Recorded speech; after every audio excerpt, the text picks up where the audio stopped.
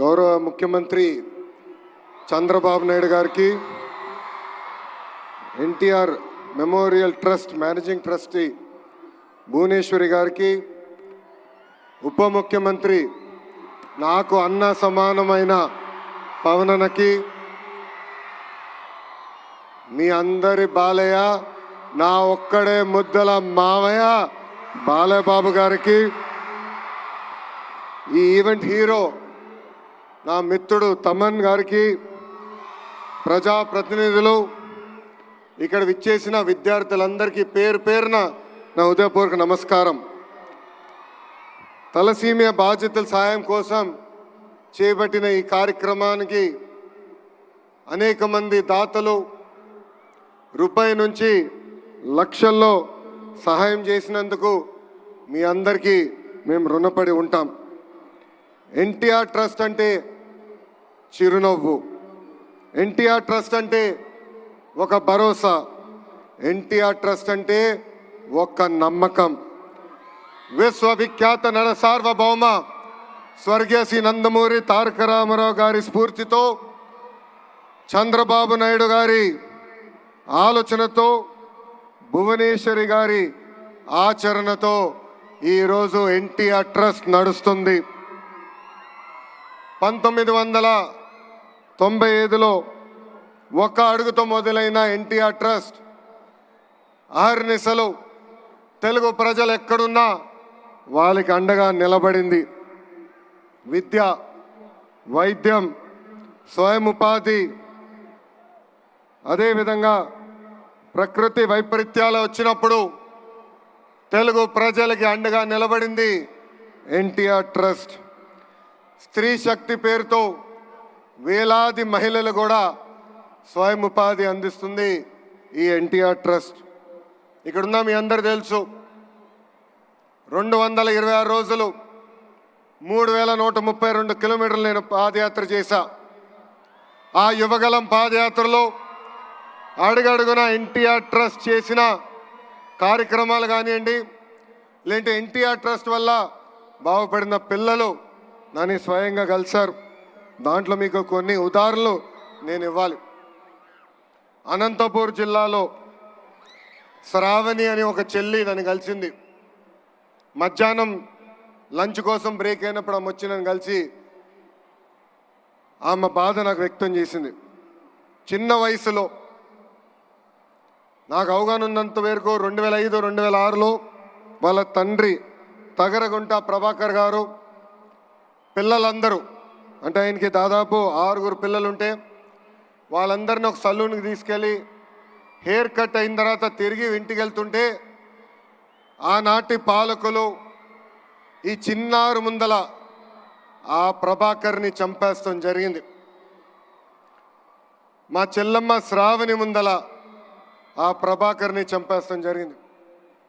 ఆనాటి ప్రతిపక్ష నేతగా ఉన్న చంద్రబాబు నాయుడు గారు ఆ 6 బిడ్డల్ని నా సొంత అక్క చెల్లెల్లాగా చాకి వాళ్ళందరినీ ఈరోజు ప్రయోజకులుగా మార్చడం జరిగింది. శ్రావణితో పాటు ఆమెకున్న అక్కలు కానీ అన్నలు ఈరోజు బెంగళూరులో కానీ, హైదరాబాద్లో కానీ, చెన్నైలో కానీ ఐటీ రంగంలో అద్భుతంగా ముందరికెళ్తున్నారు. అదేవిధంగా అదే అనంతపూర్ జిల్లాలో మౌనికాని కూడా కలిసా. మౌనిక తండ్రి శ్రీనివాస్ గౌడ్ని కూడా ఫ్యాక్షన్ దాడిలో చంపేస్తే మౌనికాని ఆమె చెల్లి నాగమణిని కూడా చదివించింది గౌరవనీయులు చంద్రబాబు నాయుడు గారు. నాకు ఇప్పుడు కూడా బాగా గుర్తు, ఇంట్లో ఎప్పుడు ఎన్టీఆర్ ట్రస్ట్ గురించి ఆయన మాట్లాడేవారు, స్కూల్ గురించి మాట్లాడేవారు. ప్రత్యేకంగా ఆయన మేనేజింగ్ ట్రస్టీగా ఉన్నప్పుడు స్కూల్కి వెళ్ళి పిల్లలకి కౌన్సిలింగ్ ఇచ్చేవారు. నేను అడిగేవాడిని, నాకు మీరు అంత సమయం ఇవ్వట్లేదు, కానీ అక్కడున్న పిల్లలకి అంత సమయం ఎందుకు ఇస్తున్నారని. అప్పుడు ఆయన ఒక మాట చెప్పారు, ఫ్యాక్షన్లో ఎవరన్నా చనిపోతే కుటుంబ సభ్యులందరూ ఒక ప్రతిజ్ఞ తీసుకుంటారు, చంపినోళ్ళని తిరిగి చంపాలని. దానికి నేను ఫుల్ స్టాప్ పెట్టాలనుకున్నాను, అందుకే ఆ పిల్లలకి నేను స్వయంగా కౌన్సిలింగ్ ఇస్తున్నానని చెప్పిన వ్యక్తి చంద్రబాబు నాయుడు గారు. ఇంతేకాదు ఇప్పుడు కూడా నా బాగా గుర్తు 2013లో బ్రహ్మణి గ్రాడ్యుయేషన్కి మేము అందరం వెళ్ళాం. అమెరికాకి వెళ్ళి తిరిగి వచ్చే సమయంలో మేము న్యూస్లో చూసాం ఉత్తరాఖండ్లో వరదలు బాగా వచ్చినాయి, అక్కడికి వెళ్ళిన ప్రయాణికులందరూ చిక్కుపోయారని. ఇక్కడ చాలామంది తెలుసు అమెరికా నుంచి వచ్చినప్పుడు జెట్ లాగ్ అనేది ఉంటుందని. పొద్దున 3ంటికి వచ్చాం, నేను హాయిగలి పడుకున్నా.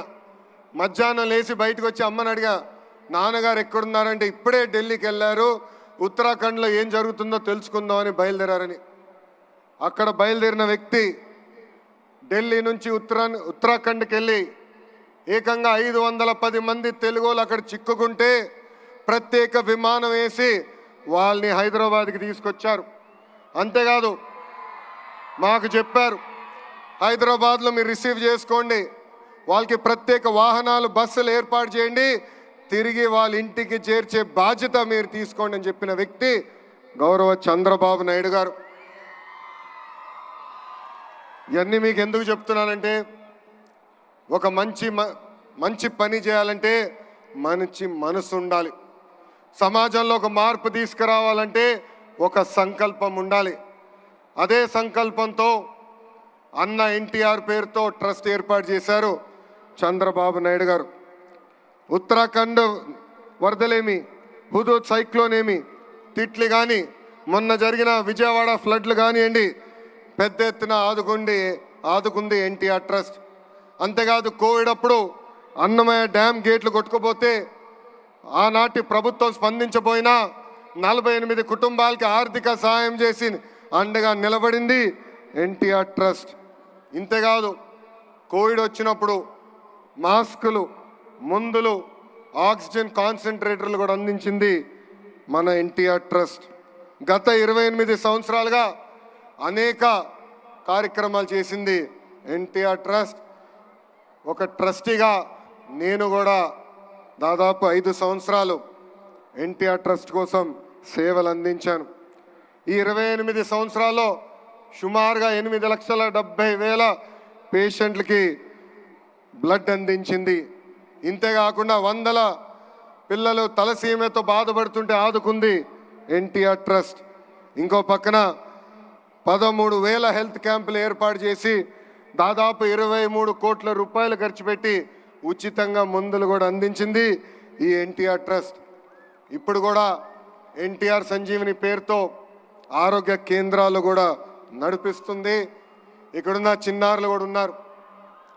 2020 మంది చిన్నారులు ఎవరైతే తల్లిదండ్రులు కోల్పోయారో సొంత బిడ్డలుగా ఆదుకుని వాళ్ళ కష్ట సుఖాలు తెలుసుకుని కేవలం 10వ తరగతి వరకు కాదు, ఇంటర్, హైయర్ ఎడ్యుకేషన్ మొత్తం చదివించి వాళ్ళ జీవితాలు కూడా సెటిల్ చేసింది ఎన్టీఆర్ ట్రస్ట్.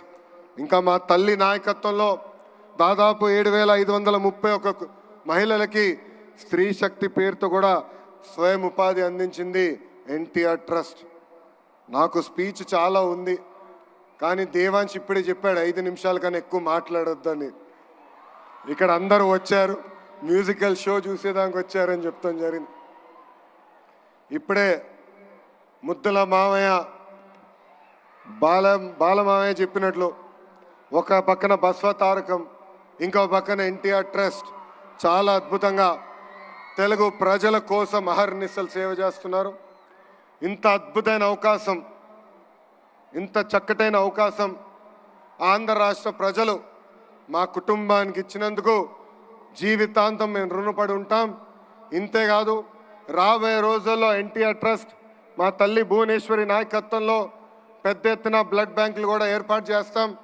నేను అహర్నిశలు వాళ్ళు చెప్తున్నా, బ్లడ్ రీసెర్చ్ ఇన్స్టిట్యూట్ కూడా ఏర్పాటు చేస్తాం. బ్లడ్లో అగ్రస్థానం రీసెర్చ్ చేసే బాధ్యత ఎన్టీఆర్ ట్రస్ట్ తీసుకుంటుందని సభాముఖంగా తెలుగు ప్రజలందరూ తెలుపుకుంటూ మీ అందరి దగ్గర నుంచి సెలవు తీసుకుంటున్నా. జోహార్ అన్న ఎన్టీఆర్, జోహార్ అన్న ఎన్టీఆర్, జై హింద్, జై హింద్. అందరికీ నమస్కారం.